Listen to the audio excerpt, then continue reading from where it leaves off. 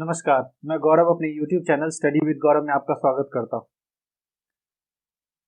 आज हम बात करने जा रहे हैं उपराष्ट्रपति के बारे में। पिछले लेक्चर में हमने कॉन्स्टिट्यूशनल पोजीशन ऑफ प्रेसिडेंट देखा है, राष्ट्रपति के संवैधानिक स्थिति क्या है उसके बारे में चर्चा की थी। आज हम उपराष्ट्रपति के बारे में चर्चा करने जा रहे हैं कि उनकी संवैधानिक स्थिति क्या है और उनके क्या क्या कार्यकलाप है, क्या क्या फंक्शंस उनको ग्रांट किए गए। तो उपराष्ट्रपति अभी कौन है? वेंकैया नायडू। तो उपराष्ट्रपति का जो ऑफिस होता है, कौन बन सकता है उपराष्ट्रपति? सबसे पहला क्वेश्चन तो ये आता है। तो पहले तो उपराष्ट्रपति होना चाहिए। तो आर्टिकल 63 ऑफ इंडियन कॉन्स्टिट्यूशन 63 जो है वो बात करता है कि there shall be a vice president of India. इसका मतलब कि एक उपराष्ट्रपति होगा, ठीक है। उसका कौन होगा? तो ये ऑप्शन जो है कि उपराष्ट्रपति के पद का जब अपने कॉन्स्टिट्यूशन का फ्रेमिंग हो रहा था, अपने कॉन्स्टिट्यूशन बनाया जा रहा था, तो यूएस कॉन्स्टिट्यूशन से concept of vice president is taken. US से कैसे? तो यूएस में क्या है कि हम जानते हैं प्रेसिडेंशियल सिस्टम है, ठीक है। प्रेसिडेंशियल सिस्टम में हेड ऑफ स्टेट और हेड ऑफ गवर्नमेंट दोनों सेम होता है, प्रेसिडेंट होता है। तो वहां पे क्या है कि अगर मानिए कि किसी रीजन से प्रेसिडेंट इम्पीच हो गया या प्रेसिडेंट नहीं है, तो वाइस प्रेसिडेंट ऑटोमेटिकली क्या होते हैं? प्रेसिडेंट बन जाते हैं और वो फिर प्रेसिडेंट के सारे फंक्शंस को डिस्चार्ज करते हैं, टेक केयर करते हैं। तो और साथ ही जब तक प्रेसिडेंट वहां होते हैं तो उनका काम क्या होता है कि वो सीनेट के प्रिसाइडिंग ऑफिसर होते हैं, चेयरमैन ऑफ सीनेट होते हैं। सिमिलरली इसी कॉन्सेप्ट को हमने वहां से बोरो किया है। और जो प्रेसिडेंट वाइस प्रेसिडेंट का ऑफिस है, टेबल ऑफ प्रेसिडेंस की बात जब हम करते हैं, वरीयता क्रम की बात, तो हाईएस्ट जो है फर्स्ट सिटीजन ऑफ इंडिया होता है प्रेसिडेंट ऑफ इंडिया। और प्रेसिडेंट के बाद जो सेकंड हाईएस्ट पोजीशन ग्रांटेड है वो है वाइस प्रेसिडेंट ऑफ इंडिया को, ठीक है। These are the simple terminology, मतलब वाई प्रेसिडेंट, ठीक है, from where we have taken the manner of selection of president और फंक्शनिंग ऑफ प्रेसिडेंट और its position. Now come to कि वाइस प्रेसिडेंट कौन हो सकता है। तो सबसे पहले कि कुछ एलिजिबिलिटी कंडीशंस दिए गए होंगे। तो आर्टिकल 66 का क्लॉज 3 कहता है कि वाइस प्रेसिडेंट बनने के लिए person shall be citizen of India. It means कि भारतीय नागरिकता के बिना कोई भी व्यक्ति उपराष्ट्रपति पद के लिए उम्मीदवारी नहीं ग्रहण कर सकता, वो उम्मीदवार नहीं हो सकता। दूसरा, उसकी मिनिमम आयु कितनी होनी चाहिए? 35 साल से ऊपर, 35 वर्ष या उससे अधिक। और जैसे प्रेसिडेंट के केस में भी सिटीजन ऑफ इंडिया होना चाहिए, उसके बाद 35 साल से ऊपर होना चाहिए। लेकिन उसमें जब हम पढ़ रहे थे तो उसमें हमने देखा था कि प्रेसिडेंट लोकसभा में चुने जाने के लिए एलिजिबल होना चाहिए, जबकि यहाँ पे हम बात कर रहे हैं कि उपराष्ट्रपति राज्यसभा में चुने जाने के लिए एलिजिबल होना चाहिए।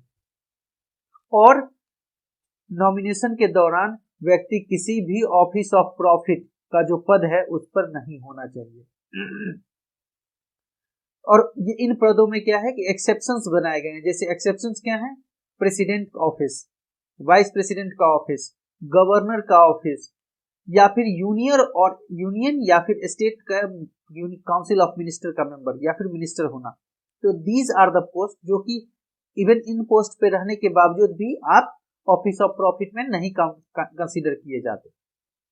अदरवाइज वो बाकी सारे पोस्ट अगर आप जो है तो गवर्नमेंट से सैलरी ले रहे हैं, गवर्नमेंट से बेनिफिट्स ले रहे हैं, तो वो कंसीडर किया जाता है ऑफिस ऑफ प्रॉफिट का पोस्ट। नाउ कम टू कि जब ये व्यक्ति एलिजिबल होगा तो उसका सिलेक्शन कैसे होगा। तो चयन होने की प्रक्रिया आर्टिकल 66 में ही दी गई है। कैसे दी गई है? तो राष्ट्रपति के केस में क्या था कि 50 इलेक्टर होने चाहिए और 50 सेकेंडर होने चाहिए, अर्थात कि नॉमिनेशन के लिए कम से कम 50 लोगों की स्वीकृति होनी चाहिए थी राष्ट्रपति के केस में। और उन 50 लोगों के बाद 50 लोग ऐसे भी होने चाहिए जो उसको सपोर्ट करें। यहां पे उपराष्ट्रपति के केस में क्या है? 20 और 20 इलेक्टर होने चाहिए और 20 सेकेंडर होने चाहिए। और उसके बाद नॉमिनेशन फाइल करेंगे और नॉमिनेशन में 15,000 रुपए सिक्योरिटी डिपॉजिट जमा करनी होती है। सिक्योरिटी डिपॉजिट जमा करने के बाद इनका इलेक्शन जो होगा वो इनडायरेक्ट इलेक्शन होगा। प्रेसिडेंट का भी इनडायरेक्ट इलेक्शन होता है। अंतर क्या है प्रेसिडेंट के इलेक्शन में और वाइस प्रेसिडेंट के इलेक्शन में, कि प्रेसिडेंट के इलेक्शन में लोकसभा और राज्यसभा के elected members, be specific, only elected members can vote, और साथ में स्टेट लेजिस्लेचर के भी इलेक्टेड मेंबर जुड़ जाते हैं। जबकि उपराष्ट्रपति के केस में all the members of Lok Sabha and Rajya Sabha cast their vote.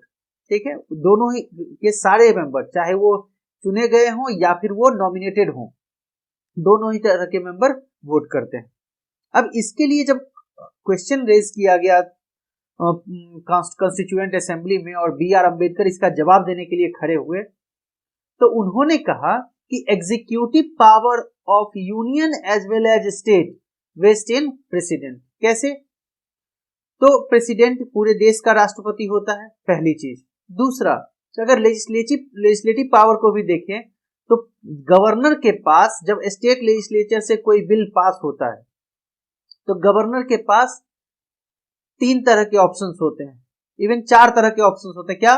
पहला कि वो बिल को अपने स्वीकृति दे सकता है, दूसरा उसको रिजेक्ट कर सकता है, तीसरा रिकंसिडरेशन के लिए भेज सकता है, और चौथा राष्ट्रपति से सहमति लेने के लिए उसको रिजर्व कर सकता है।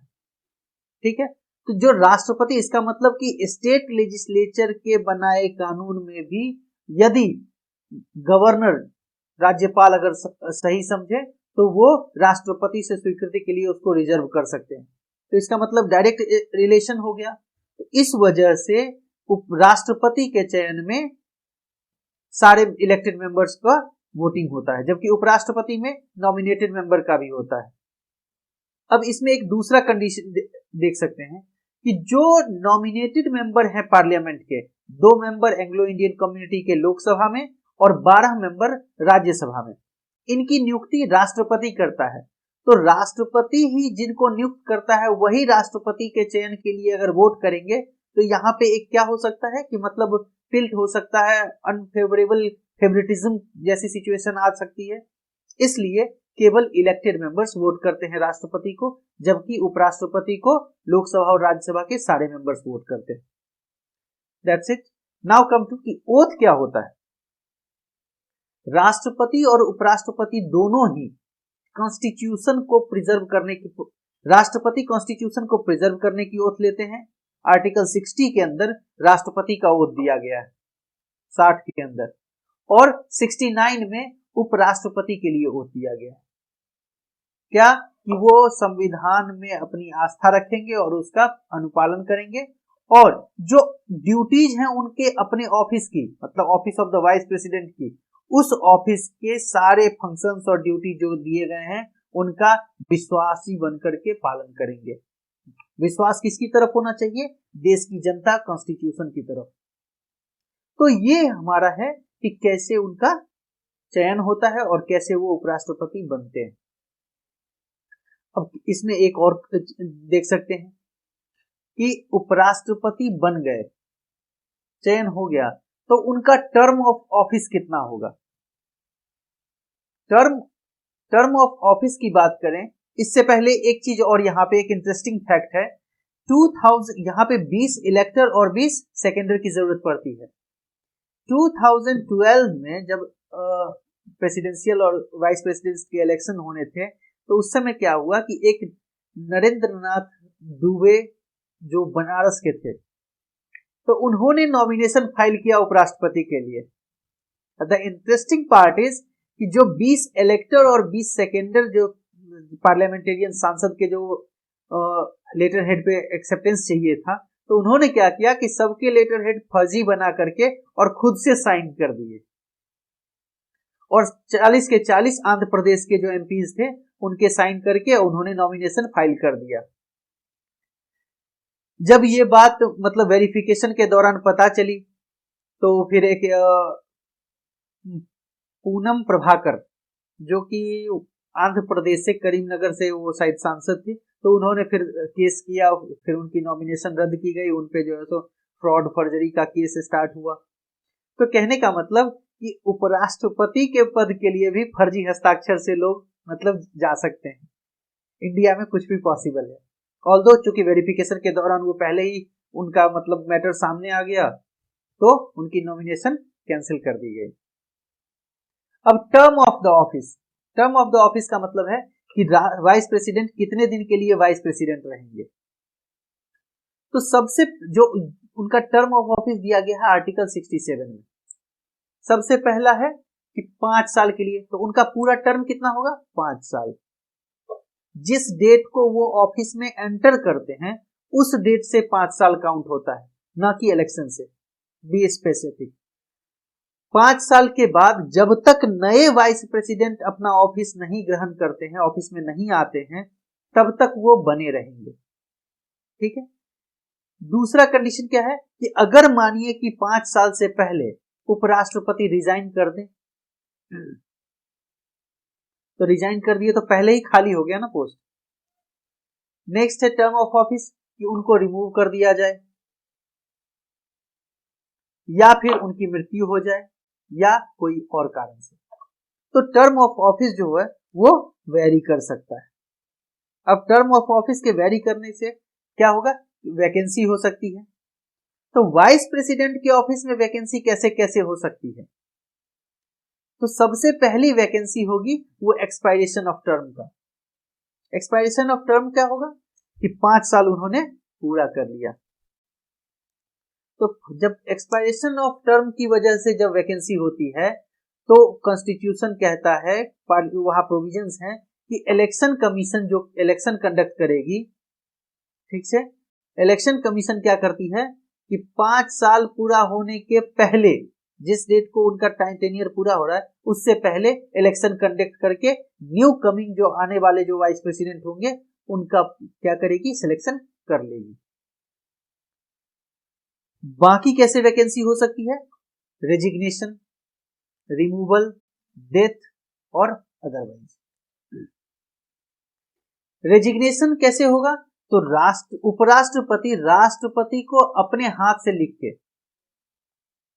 अपनी हैंडराइटिंग में अंडर हैंड एंड सील, ये लिख करके जो है अपने हाथ से राष्ट्रपति को इस्तीफा देते हैं। उपराष्ट्रपति राष्ट्रपति के नाम से अपना रेजिग्नेशन लेटर सबमिट करते हैं। ठीक है। या फिर दूसरा तरीका है रिमूवल। रिमूवल कैसे होगा? तो राष्ट्रपति को जैसे राष्ट्रपति के लिए आर्टिकल 61 इम्पीचमेंट की बात करता है। इम्पीचमेंट का पूरा प्रोसीजर लेट डाउन है, लेकिन उपराष्ट्रपति के लिए ऐसा कोई प्रोसीजर नहीं दिया गया है। तो उपराष्ट्रपति एज ए प्रिजाइडिंग ऑफिसर, सदनाध्यक्ष के रूप में उनका क्या होता है? निष्कासन हो सकता है। कैसे? तो जो इफेक्टिव मेजोरिटी है, इफेक्टिव मेजोरिटी का 2/3 से पास होना चाहिए पहले, कि कहां से? राज्यसभा से। और वो एग्री होना चाहिए। एग्री इन द सेंस कि मतलब दूसरा सदन जो है लोकसभा, वहां पे वो सिंपल मेजोरिटी से पास हो जाना चाहिए। ठीक है। जैसे ही वो पास होता है उपराष्ट्रपति पोस्ट से हटाए हुए मान लिए जाएंगे। ठीक है। नेक्स्ट, अगर मानिए कि इनकम्बेंट ऑफिस में कोई उपराष्ट्रपति हैं और अचानक उनकी मृत्यु हो जाती है तो भी वैकेंसी हो सकती है। और अदरवाइज का कंडीशन है कि अगर मानिए ऊपर वाले तीनों में से कुछ को छोड़ के कुछ ऐसी अर्जेंसी आ जाए जिसमें कि मतलब उपराष्ट्रपति न रिजाइन कर पाए, न उनकी मृत्यु हो, न रिमूवल हो। जैसे मानिए कि अगर कोई राष्ट्रपति है अचानक से उनको लकवा मार जाए। अब लकवा मार गया तो वो तो सिग्नेचर भी नहीं कर सकते, भगवान ना करे ऐसा कुछ हो, लेकिन वो तो सिग्नेचर भी नहीं कर सकते। तो एनी अदर सर्कमस्टांसेस के लिए तो इनके लिए दिया गया है कि जो वैकेंसी है इलेक्शन कमीशन जितनी जल्दी हो सके, यहां पे टाइम नहीं दिया गया है। यही चीज अगर राष्ट्रपति के केस में देखा जाए कि मतलब राष्ट्रपति अगर रिजाइन कर दें या फिर राष्ट्रपति का इम्पीचमेंट हो जाए या उनकी डेथ हो जाए या अदरवाइज, तो उन सर्कमस्टांसेस में क्या होगा कि राष्ट्रपति जो है का इलेक्शन 6 महीने के भीतर कराया जाना है। लेकिन उपराष्ट्रपति के केस में ऐसा कुछ नहीं है, एज सुन एज पॉसिबल, जितनी जल्दी हो सके। तो यहाँ पे क्या किया जाता है कि अगर देखा मानिए टेन्योर में कम दिन बचे हैं और राष्ट्रपति का भी टेन्योर समाप्त होने वाला है, तो दोनों इलेक्शन को क्लब करके एक साथ करा लिया जाता है। इसीलिए हम देखते हैं कि अभी रिसेंटली लास्ट जो 2017 में इलेक्शन हुए थे, जिसमें रामनाथ कोविंद राष्ट्रपति बने और वेंकैया नायडू उपराष्ट्रपति बने, तो दोनों इलेक्शन साथ हुए थे। यूजुअली दोनों इलेक्शन साथ ही होते हैं। Now come to the power and functions of vice president. तो वाइस प्रेसिडेंट का ऑफिशियल पावर जो दिया गया है, जो ऑफिशियल फंक्शन है, वो दिया गया है आर्टिकल 64 में। वो क्या कहता है कि उपराष्ट्रपति एक्स ऑफिसियो का मतलब होता है कि निहित चेयरमैन ऑफ द राज्यसभा, कि उपराष्ट्रपति अगर कोई व्यक्ति है तो वही लोक राज्यसभा का चेयरमैन होगा। जो सदनाध्यक्ष होंगे राज्यसभा के, वो उपराष्ट्रपति होंगे। तो अब मानिए उपराष्ट्रपति अगर नहीं है तो क्या होगा, तो वहां पे डेप्यूटी चेयरमैन का इलेक्शन होता है, जो कि मेंबर्स में से चुने जाते हैं। ठीक है, लेकिन चेयरमैन कौन होंगे? एक्स ऑफिशियो, कि जो व्यक्ति उपराष्ट्रपति के पद पर होगा वो चेयरमैन होगा। That's it. तो सारे पावर्स एंड फंक्शन जो राज्यसभा के चेयरमैन होने के नाम पे वाइस प्रेसिडेंट के पास होने चाहिए, तो वो सारे पावर्स इनके पास हैं तब तक जब तक कि ये चेयरमैन का कार्य करते हैं। लेकिन आर्टिकल 65 और 70 बात करता है कि राष्ट्रपति कब कब, उपराष्ट्रपति कब राष्ट्रपति के पद पर कार्य कर सकते हैं। जैसा कि मैंने स्टार्टिंग में बात की कि यूनाइटेड स्टेट्स से हमने ये कॉन्सेप्ट बोरो किया है। यूनाइटेड स्टेट में प्रेसिडेंट, हेड ऑफ स्टेट का पोस्ट कभी खाली नहीं हो सकता। तो हेड ऑफ स्टेट का पोस्ट अगर खाली नहीं हो सकता, तो इसका मतलब कि अगर किसी वजह से खाली हो रहा है तो उसको ऑटोमेटिकली कुछ ऐसा प्रोविजन होना चाहिए कि तुरंत भर दिया जाए। तो कैसे भर दिया जाता है? तो आर्टिकल 65 कहता है कि अगर राष्ट्रपति का पोस्ट खाली होता है तो उपराष्ट्रपति राष्ट्रपति बन जाएंगे और वो राष्ट्रपति के सारे काम करेंगे। उनको सैलरी जो मिलेगी वो भी राष्ट्रपति की मिलेगी। उनके सारे जो मतलब सैलरीज, पावर्स, फंक्शंस, इम्यूनिटी जो कुछ भी दी जाएंगी, जो कुछ राष्ट्रपति को मिलता है सब कुछ मिलेगा। और उस समय वो राज्यसभा के चेयरमैन नहीं होंगे। ठीक है, तो ये हमेशा होंगे वो राज्यसभा के चेयरमैन, लेकिन जब ये फंक्शन करेंगे तो राज्यसभा के चेयरमैन नहीं होंगे। अब आर्टिकल 65 बात करता है कि कब कब वो ऐसा कर सकते हैं। राष्ट्रपति का पद कब खाली हो सकता है?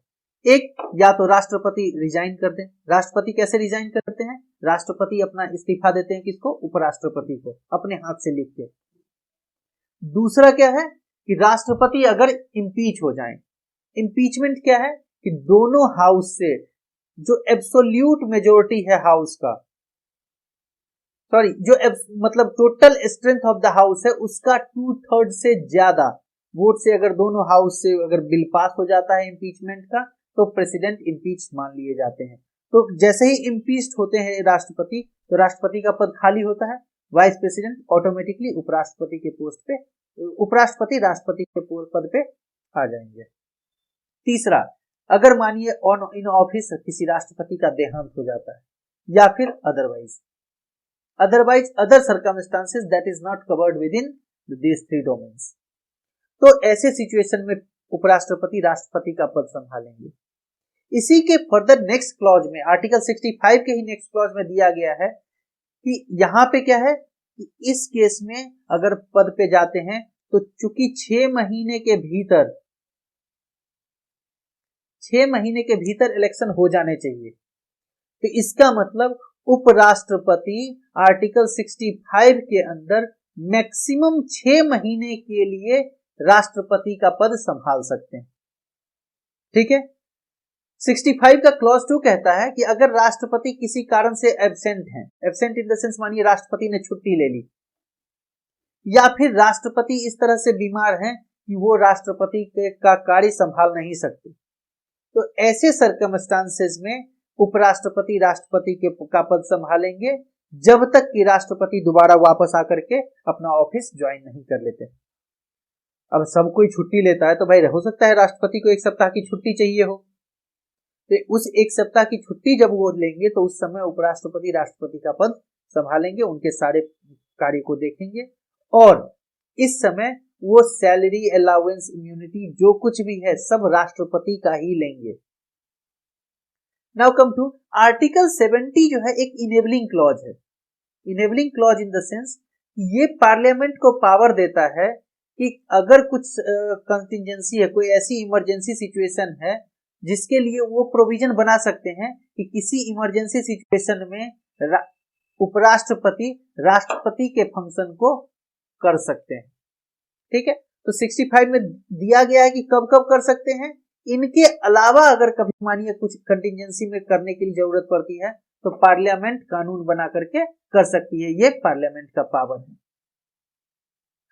This is all about vice president of India. Vice president का काम इंडियन कंटेक्स्ट में मेजरली क्या है कि वो राज्यसभा के चेयरपर्सन, और राज्यसभा के चेयरपर्सन होने के साथ साथ वो रेडी टू बी प्रेसिडेंट हैं।